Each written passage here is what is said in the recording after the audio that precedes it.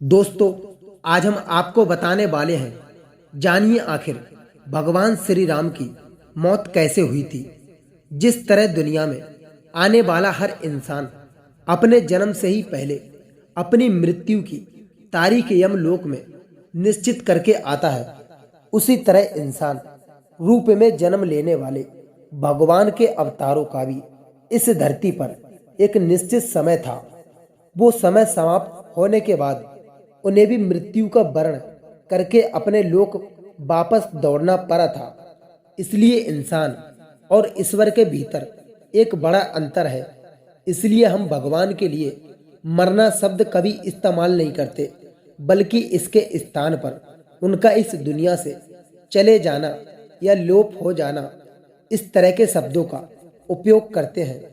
आज हम आपको बताएंगे कि भगवान श्री राम कैसे इस लोक को छोड़कर वापस विष्णु लोक गए। हिंदू धर्म में भगवान विष्णु के महान अवतार प्रभु राम के इस दुनिया से चले जाने की कहानी काफी रोचक है। आखिर भगवान राम धरती लोक से विष्णु लोक में कैसे गए, इसके पीछे एक पौराणिक कथा प्रचलित है।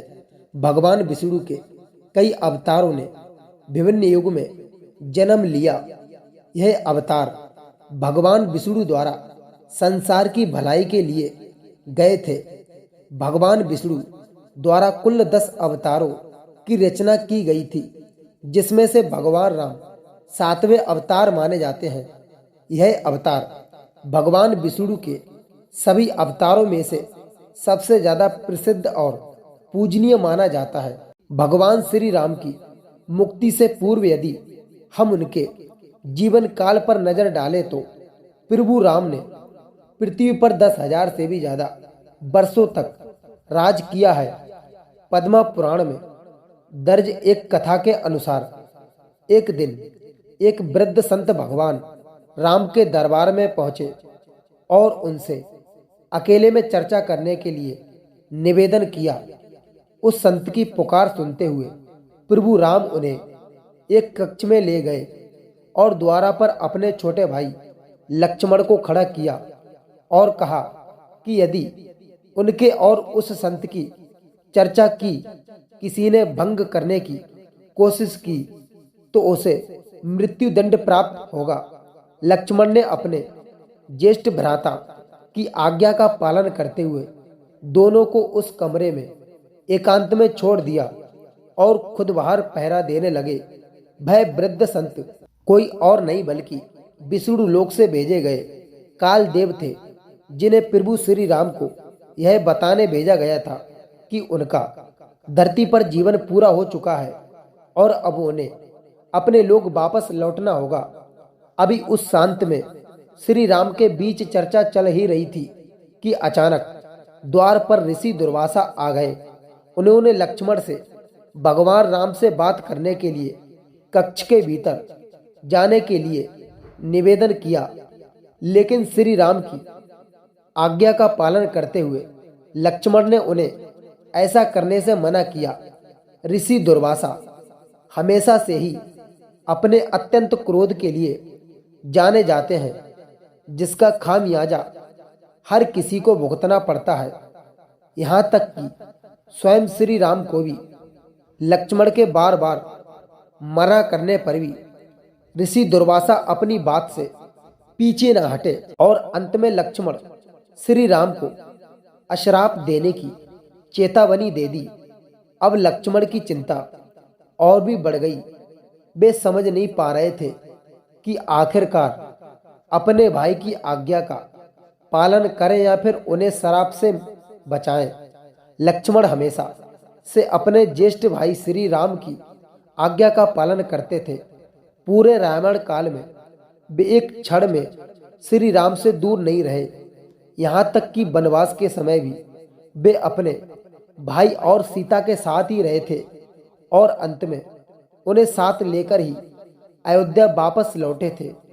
ऋषि दुर्वासा द्वारा भगवान को श्राप देने जैसी चेतावनी सुनकर लक्ष्मण की काफी भयभीत हो गए और फिर उन्होंने एक कठोर फैसला लिया।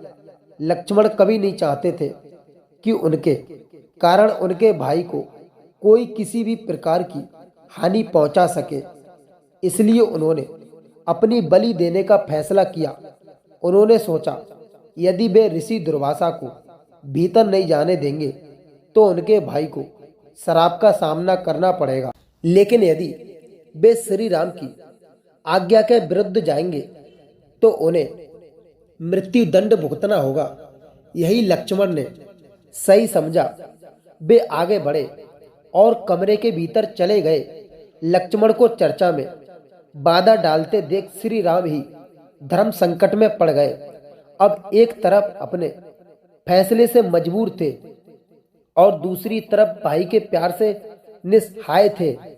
उस समय श्री राम ने अपने भाई को मृत्यु दंड देने के लिए स्थान पर राज्य एवं देश से बाहर निकल जाने का कहा।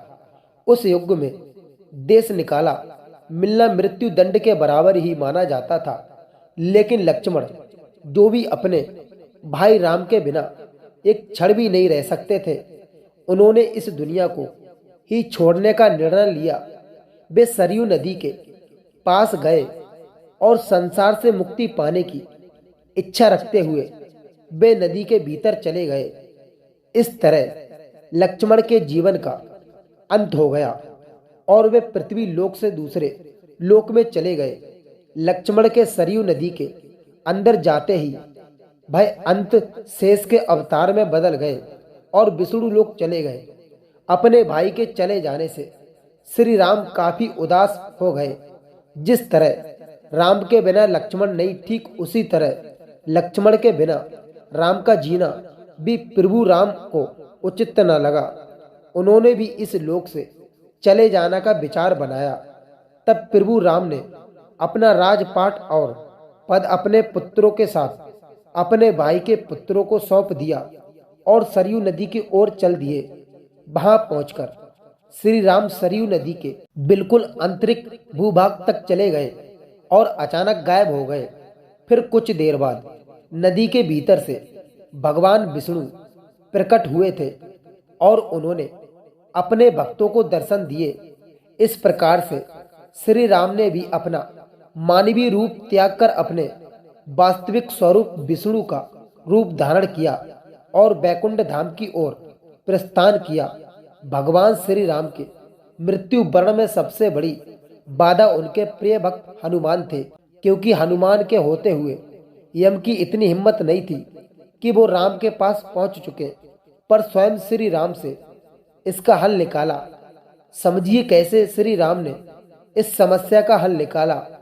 राम जान गए थे कि उनकी मृत्यु का समय हो गया। वह जानते थे कि जो जन्म लेता है उसे मरना पड़ता है। यमलोक को मुझ तक आने दो, मेरे लिए बैकुंठ, मेरे स्वर्गिक धाम जाने का समय आ गया है, उन्होंने कहा। लेकिन मृत्यु के देवता यम अयोध्या में घुसने से डरते थे, क्योंकि उनको राम के पास परम भक्त और उनके महल के मुख्य प्रहरी हनुमान से भय लगता था। यम के प्रवेश के लिए हनुमान को हटाना जरूरी था। इसलिए राम ने अपनी अंगूठी को महल के फर्श के एक छेद में से गिरा दिया और हनुमान से इसे खोजकर लाने के लिए कहा। हनुमान से स्वयं का स्वरूप छोटा करते हुए बिल्कुल भामरे जैसा आकार बना लिया और केवल उस अंगूठी को ढूंढने के लिए छेद में प्रवेश कर गए। वह छेद केवल छेद नहीं था, बल्कि एक सुरंग का रास्ता था जो सांपों के नगर नाग लोक तक जाता था। हनुमान नागों के राजा वासुकी से मिले और सपने आने का कारण बताया। वासुकी हनुमान को नाग लोक के माध्यम में ले गए, जहां अंगूठियों का पहाड़ जैसा ढेर लगा हुआ था। यहां आपको राम की अंगूठी अवश्य ही मिल जाएगी, वासुकी ने कहा।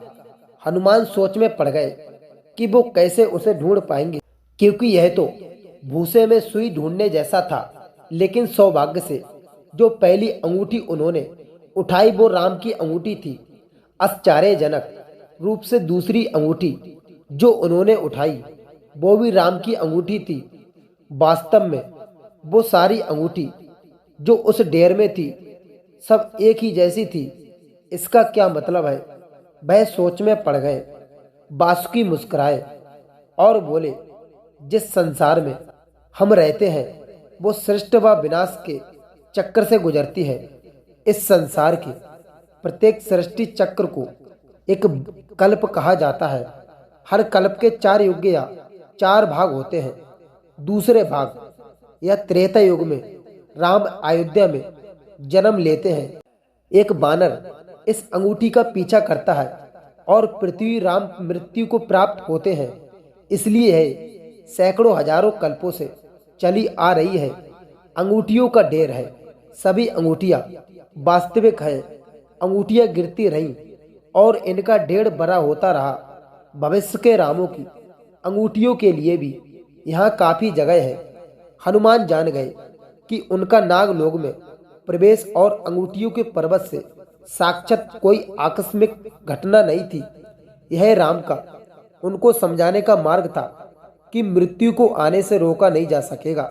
राम मृत्यु को प्राप्त होंगे, संसार समाप्त होगा, लेकिन हमेशा की तरह संसार पुनः बनता है और राम भी पुनः जन्म लेंगे।